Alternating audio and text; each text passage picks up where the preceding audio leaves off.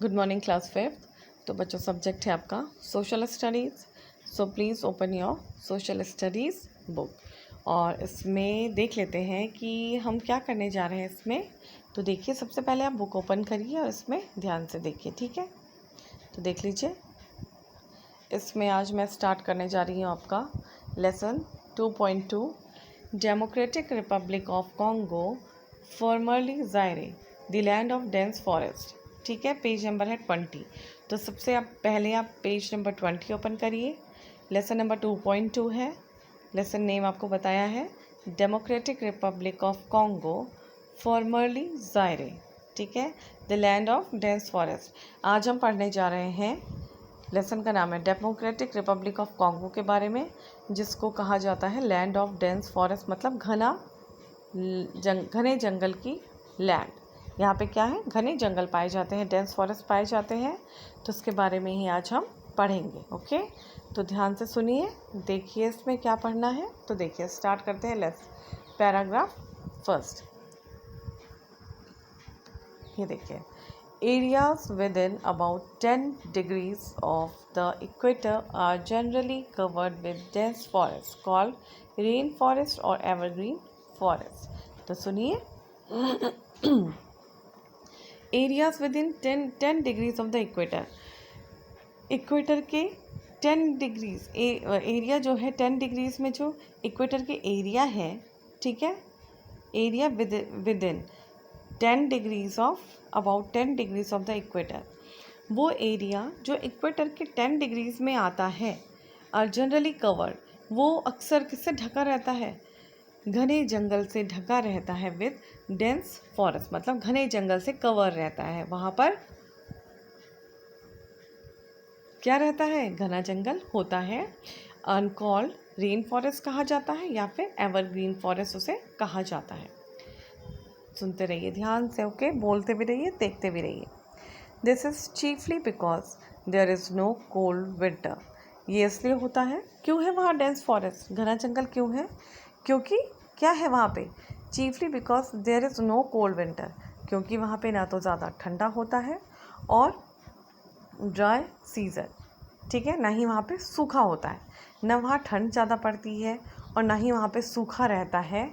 To stop the growth of vegetation, जो क्या कर सके, जो वहाँ की वेजिटेशन है उसको स्टॉप कर सके, उसको रोक सके, जो वहाँ पे ये सब जंगल उग रहे हैं, तो वहाँ की जो वेजिटेशन है उसको स्टॉप करने वाला कोई भी वहाँ पे कारण नहीं है। In this region all days are almost alike all the year round. वहाँ पे जो हर दिन होता है वो पूरे साल भर कैसा रहता है, अलाइक मतलब एक जैसा रहता है। वहाँ जो साल भर का जो वहाँ पे डेज जो होते हैं वो पूरे साल भर क्या होते हैं, लगभग सेम होते हैं, ठीक है। द सन राइजेस क्विकली, जो सूरज वहाँ उगता है वो जल्दी उग जाता है। And remains high in the sky during most of the 12 hours, और आसमान में वो सूरज कब तक रहता है, 12 घंटे तक रहता है। एक दिन में 12 घंटे तक आसमान में ऊंचाई में सूरज रहता है। टुवर्ड्स नून, दोपहर तक, क्लाउड्स गैदर, दोपहर तक जो होते हैं वो क्लाउड्स इकट्ठे हो जाते हैं, गैदर मतलब इधर उधर से घिर के बादल आ जाते हैं। And soon there is a heavy downpour, और जल्दी से क्या हो जाती है, दोपहर के समय बादल घिर जाते हैं इधर उधर से आकर, और क्या होने लग जाती है, जल्दी ही बारिश होने लगती है, मूसलाधार बारिश। हैवी डाउनपोर मतलब मूसलाधार बारिश, बहुत तेज़ जो बारिश होती है उसको बोला जाता है मूसलाधार बारिश। ये देख रहे हैं आप, डाउनपोर, डाउनपोर का मतलब होता है मूसलाधार बारिश। It rains nearly every day and in all season. It rains nearly every day मतलब हर दिन वहाँ बारिश होती है। एंड इन ऑल सीज़न, और सीज़न चाहे कोई सा भी हो, समर हो, विंटर हो, स्प्रिंग हो, वहाँ बारिश हर दिन होती ही होती है, ठीक है। नेक्स्ट पैरा देखिए, the largest rain forest in the world, largest rain forest जो विश्व में जो सबसे बड़े रेन फॉरेस्ट हैं, found along the basins of the Amazon river, कहाँ पाए जाते हैं, अमेजन रिवर के किनारों पे पाए जाते हैं।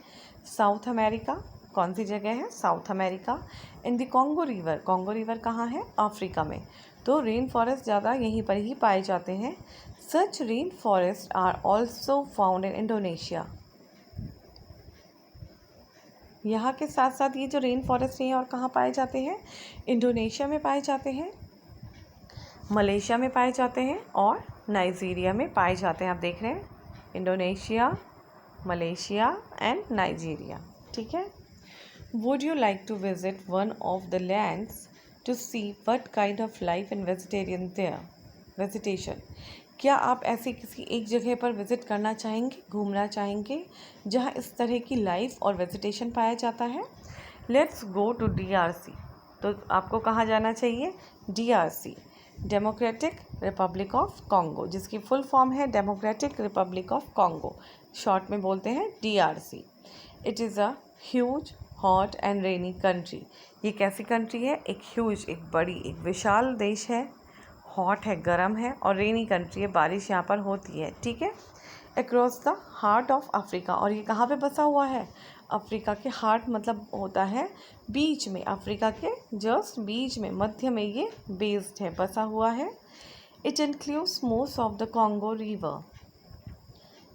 इट इंक्लूड्स, इसमें इसके अंदर क्या है? इसके अंदर कॉन्गो रिवर है, वंस कॉल्ड द ज़ायरे रिवर, और जिसको कहा जाता है ज़ायरे रिवर। तो यहाँ पे कौन सी नदी है? कॉन्गो रिवर है, जिसको ज़ायरे रिवर भी कहा जाता है।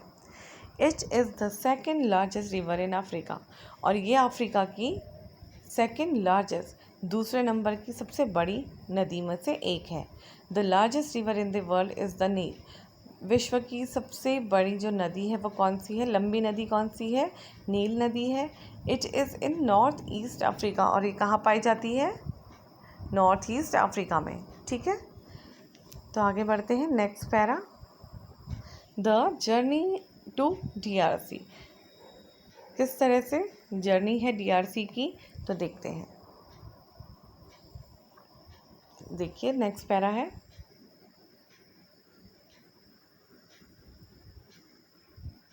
इसमें बताया गया आपको कि अगर आप जर्नी करते हैं डेमोक्रेटिक रिपब्लिक ऑफ कॉन्गो, अगर आप जाते हैं तो कैसे कैसे आपका सफ़र होगा। तो देखिए, if you take up your journey by sea, अगर आप समुद्र से जाते हैं, you can start from Mumbai.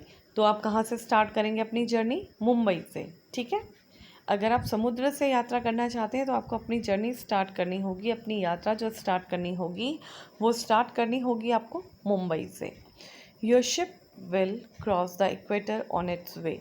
आपका जो जहाज़ होगा वो आगे से किसको क्रॉस करेगा? इक्वेटर को क्रॉस करेगा। अपने जाने वाले रास्ते से जब आप जा रहे होंगे तो आपका जहाज़ जो है वो किसको क्रॉस करेगा? फिर इक्वेटर को क्रॉस करेगा। You enter the southern hemisphere, और आप कहाँ जाके पहुँचेंगे? आप पहुँचेंगे सदर्न हेमिस्फेयर। ठीक है। After covering a long distance, एक लंबा सफ़र तय करने के बाद, एक लंबी दूरी तय करने के बाद, along the east coast of Africa, आप पहुँचेंगे east coast of Africa. You reach the Cape of Good Hope, आप पहुँचेंगे Cape of Good Hope. You are now in the Atlantic Ocean, और आप इस सब को क्रॉस करके एक लंबी दूरी तय करने के बाद आप कहाँ पहुँच गए? अटलांटिक ओशन में आप पहुँच चुके हैं। You have left the Indian ocean behind, आप अपने पीछे इंडियन ओशन को छोड़ के आगे बढ़ गए हैं और अटलांटिक ओशन में पहुंच गए हैं। Now your ship starts moving northward, अब आपका जो जहाज़ है वो किस साइड बढ़ेगा? नॉर्थवर्ड, नॉर्थ डायरेक्शन में आप आगे बढ़ेंगे। Along the west coast of Africa, किससे जुड़े हुए? वेस्ट कोस्ट ऑफ अफ्रीका से के साथ ही साथ। Again you are very close to the equator, इसके बाद आप फिर से इक्वेटर के नज़दीक आ जाएंगे। ठीक है। तो ये इस तरह से देखिए मैप है। ठीक है ना। तो अभी इसको आगे ना बढ़ाते हुए, ताकि आप इसको एक बार रिवाइज कर सकें, इतना ही मैं आपको पढ़ा रही हूँ। तो आपका काम है यहाँ से और यहाँ तक इसको एक बार रिवाइज करने का। एक बार आप इस लेसन को रिपीट करेंगे, फिर से पढ़ेंगे और समझेंगे। ठीक है। उसके बाद हम इसको आगे कंटिन्यू करेंगे।